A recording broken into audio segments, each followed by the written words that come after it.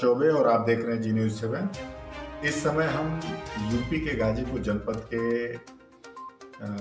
देवकली ब्लॉक के प्रसिद्ध डॉक्टर पारसनाथ बिंद जी के यहाँ हैं।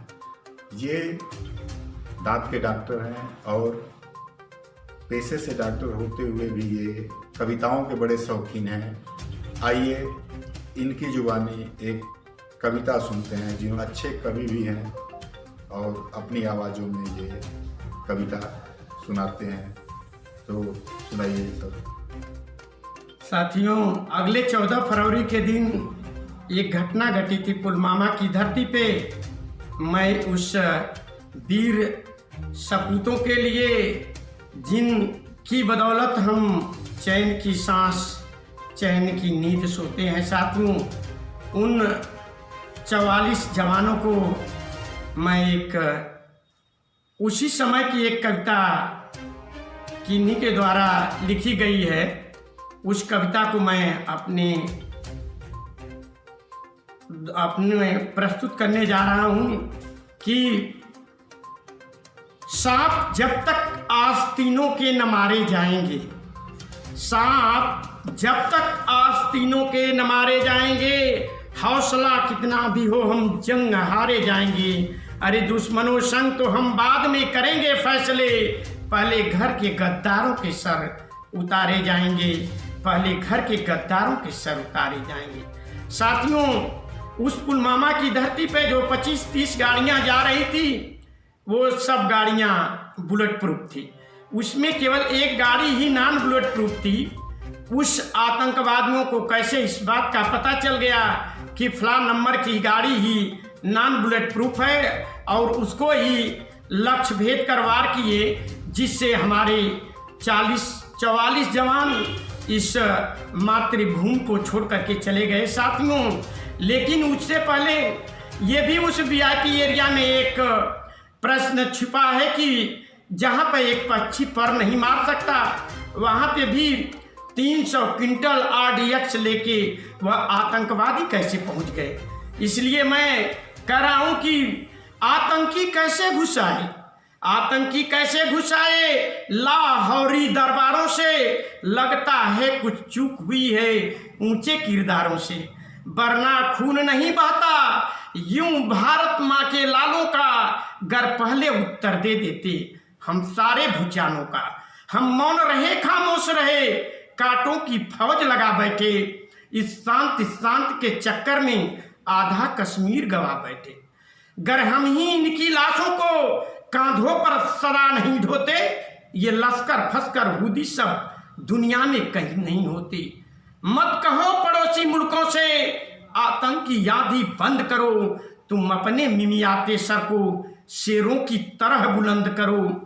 ये हमले पल में रुक सकते हैं, आगे बढ़कर हुक्कार भरो, इस आतंकी शिविरों पर बस बमों से बरसात करो, बस बमों से बरसात करो।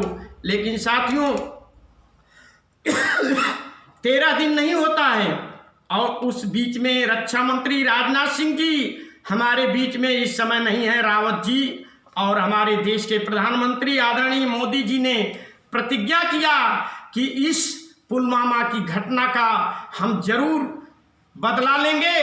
और साथियों, पाकिस्तान अपनी गहरी नींद में सोया था, उस समय हमारे देश के नौजवान साथियों ने एयर स्ट्राइक किया। उस एयर स्ट्राइक में जो सैनिक गए यहाँ से, वो कभी ये नहीं सोचे थे कि हम फिर वतन को एकदम साफ पाक लौट आएंगे। उनके ऊपर कौन सी घटना घट सकती थी, अब वो भी जानते थे। अपने प्राणों की बाजी लगा करके साथियों, पाकिस्तान की सरजमी पे 80 किलोमीटर के रेंज में घुस करके उस आतंकवादियों को निस्ता नाबूद करने के बाद आए, तो कुछ हमारे ही देश के लोगों ने कमेंट किया कि अरे ये तो कुछ नहीं हुआ, वहाँ गए पेड़ पौधा गिरा करके चले आए। लेकिन साथियों, एक बात है कि ऐ मेरे पैर के छालों, ऐ मेरे पैर के छालों लहू उगलो, कुछ सिर फिरे मेरे पैर के निशान मांगेंगे, कुछ सिर फिरे मेरे पैर के निशान मांगेंगे। साथियों, उस सैनिक ने लिखा, उस समय की मैं घटना आपको ताज़ा कर रहा हूँ कि लो हमने भी दुम सीधी कर दी, लो हमने भी दुम सीधी कर दी उस आतंकी आकामों की जो उछल रहे थे आड़ लिए उन अलगावी नेताओं की। जिन लोगों ने संविधान रद्दी अखबार बना डाला, कश्मीर को पत्थरबाजी का बाजार बना डाला, सबकी अकल ठिकाने ला दी, उनकी अकल ठिकाने ला दी, उनकी ही चतुराई में और सबकी ऐसी तैसी कर दी अपने मोटा भाई ने। ये तो छोटा सा टेलर है, ये तो छोटा सा टेलर है, अब आगे को तैयार रहो, सहूर तुम्हारी जन्नत में कर लेगी सब सत्कार करो। विश्वास रखो इस बार सभी, ये नीर छीर हो जाएगा, सिंधु तट के उस आर पार अब कश्मीर हो जाएगा, अब कश्मीर हो जाएगा। मत सोचो कि क्या होगा, मत सोचो कि क्या होगा, परिणाम युद्ध की भाषा का, अब की सपना पूरा कर दो 135 अरब की भाषा का।